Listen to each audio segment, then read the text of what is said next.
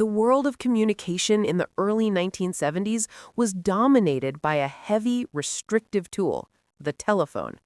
It was brilliant, connecting continents, yet fundamentally tethered to a wall. For decades, companies like AT&T, specifically their research arm, Bell Labs, had dreamed of a personal, portable device. Inside Bell Labs, the focus was primarily on developing car phones. These were massive, expensive units permanently installed in vehicles, drawing huge power and requiring a trunk full of equipment. Mobility was defined by the automobile. But across the fence, at a smaller, more dynamic company called Motorola, a rebellious spirit was brewing. They saw the car phone as a compromise, a halfway measure. They envisioned true personal freedom. The man leading this charge was Martin Cooper, a sharp, energetic engineer, and his chief designer, John Mitchell. They believed the phone should serve the person, not the place. Martin Cooper often argued, "We don't want to talk to our houses or our offices. We want to talk to each other, wherever we are." Chapter 2. The Brick and the Breakthrough. By late 1972, the pressure was immense. Bell Labs was heavily publicizing its work on a new car phone system. Motorola knew they had to leapfrog them. Cooper challenged his team. They needed to create a phone that could fit in a man's hand, a device of true portability. The team worked relentlessly. They decided to build the device around a newly developed battery technology and sophisticated microprocessors. The initial prototype was nicknamed the Shoe or the Brick. The device, officially named the Motorola DynaTAC 8000X, was a marvel of minimalist engineering for its time. Dimensions: it was about 9 inches long and weighed 2.4 pounds, around 1.1 kilograms.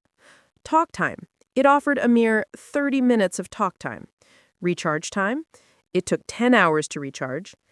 It was impractical by today's standards, but it was personal. The world of communication in the early 1970s was dominated by a heavy, first public restrictive call, tool, April the 3rd, telephone. 1973. It was brilliant, connecting continents. The moment of truth yet arrived in a chilly fundamentally spring tethered day in to New a York wall. City in 1973. For decades, companies Motorola like had scheduled a AT&T, press conference to specifically showcase their research their arm, groundbreaking Bell device. Labs, had Martin dreamed of Cooper, a personal, dressed in a portable sharp device. suit and carrying Inside his Bell brick-like Labs, prototype, the focus was stood primarily on a on busy developing street corner car near the phones. Hilton Hotel These in were Midtown massive, Manhattan. expensive units. The location was installed strategically in vehicles, chosen. drawing It was huge right near the power headquarters and of the requiring a competition. trunk full of equipment. With reporters and Mobility photographers was defined gathered, by the automobile. Cooper raised the heavy But DynaTAC across the 8000X fence, to his at a ear. smaller, more He didn't dynamic call a company colleague. called Motorola. He called his direct a rebellious competitor, spirit was Dr. brewing. Joel Engel, They saw the the car head phone of the as a rival compromise, program at a Bell halfway Labs. measure. The line They connected. envisioned true Cooper spoke the personal legendary freedom. words into the The phone. man leading this charge Joel, was Martin this is Cooper, Marty.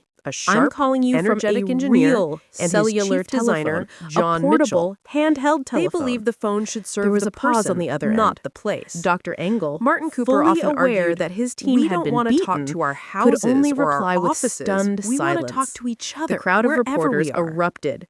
Chapter Cooper then 2. proceeded to make several The more Brick calls, and the crossing the Breakthrough. street and walking around, By late demonstrating the power of 1972, the pressure was unrestricted immense. communication.